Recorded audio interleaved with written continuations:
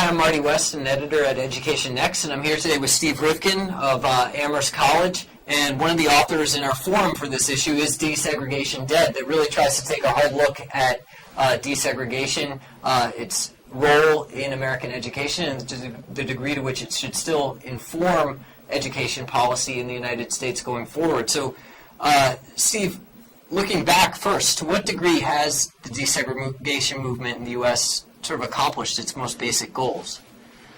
Well, Marty, I think that desegregation certainly succeeded in integrating students. That the share of black children who went to schools with no white schoolmates plummeted after desegregation, particularly after the subsequent court decisions in the late 1960s and early 1970s. And so now... Especially in the South, right? Especially in the South. And though demographic changes in the U.S., in other words, the fact that the share of all public school students who are white has gone down, the share of students who are Hispanic and Asian has gone up, and that's led to black children having fewer white schoolmates over time. The mix is still much better than it was in the 60s and remained relatively stable over the last So we've seen, years. Oftentimes the allegation is made that we've seen a lot of resegregation in recent years. To what extent is that the case? I think in some places there's been some resegregation, particularly in some places where desegregation orders, school districts have been relieved of having to follow desegregation orders. But on the whole, I think that's a statement that's not true. But desegregation isn't just about interracial contact. Presumably people wanted desegregation to lead to better educational outcomes for traditionally disadvantaged minorities. To what extent has it also been a success in that regard? It's an important question, and I think not only better education outcomes, but better academic outcomes long-term, better labor market outcomes. It certainly wasn't a panacea that all of a sudden Brown v. Board of Education was going to eliminate the racial wage gap. In terms of how much progress can we attribute to desegregation, I think it's a very difficult question to answer, because there was no evaluation built into the program to change the way in which kids were assigned to schools. And it's a very hard question to answer. I think we do know from other research that black children appear to benefit from going to school with a higher percentage of white classmates. Some of your own work in Texas. Some of my own work, Karen Hoxby's work, and the work of others. And I think what's particularly important is those children who were achieving well in the very early grades appear to benefit the most from interracial contact in schools. So high-achieving black kids tend to benefit from being in a more integrated environment. I think that's what the evidence suggests.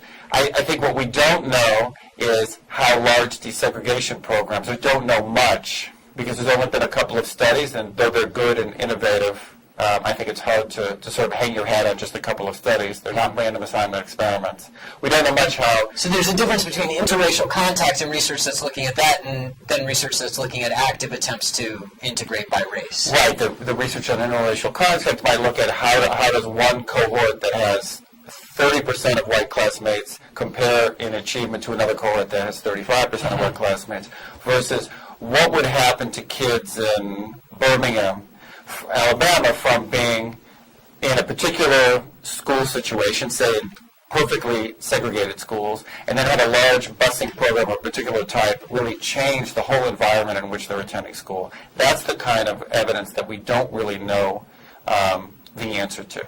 Now, some reformers sort of say, looking at some of the current constraints on the state's ability to, or district's ability to engage in integration, first of all, the fact that a lot of segregation right now is between districts rather than within districts, and the courts have limited the state's ability to deal with between district segregation.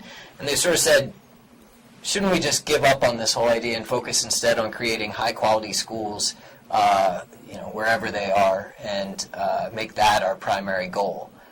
You argue that that's something of a false choice, that we don't need to choose or... I think it's a false choice in the sense that I do believe that the demographic composition of schools is important, and that kids in schools that are high proportion minority or very high proportion kids in poverty, those schools are at a disadvantage. On the other hand, as you correctly point out, the law limits what can be done. There's less limitations in terms of desegregation by income. But in some places it's not feasible, as you point out, because of residential segregation. But it seems to me that schools should be working along multiple dimensions to try to improve the academic environments and achievements of kids. And so the interesting question is, if you increase incentives, perhaps by expanding choice and competition in those schools, that may actually lead to an increase in segregation, but at the same time improve academic opportunities for kids. In other places, it may be you may be able to accomplish both increasing opportunities for kids to attend different schools and reducing segregation levels. The recent Supreme Court decision has limited the extent to which you can look at racial composition as a means of deciding who gets to attend which school.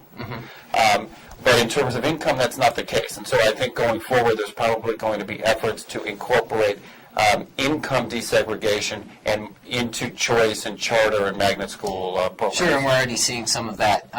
And I think it's a really important point that we don't need to make these decisions one way or the other, nor do we necessarily have to make them in the same way everywhere, that looking at the particular situation in different districts, different contexts is important. Well, thanks, Steve, for taking the time to talk with us. Steve's not a debate, discussion with Susan Eaton of the of Harvard is in the current issue of Education Next. Thanks, Marty.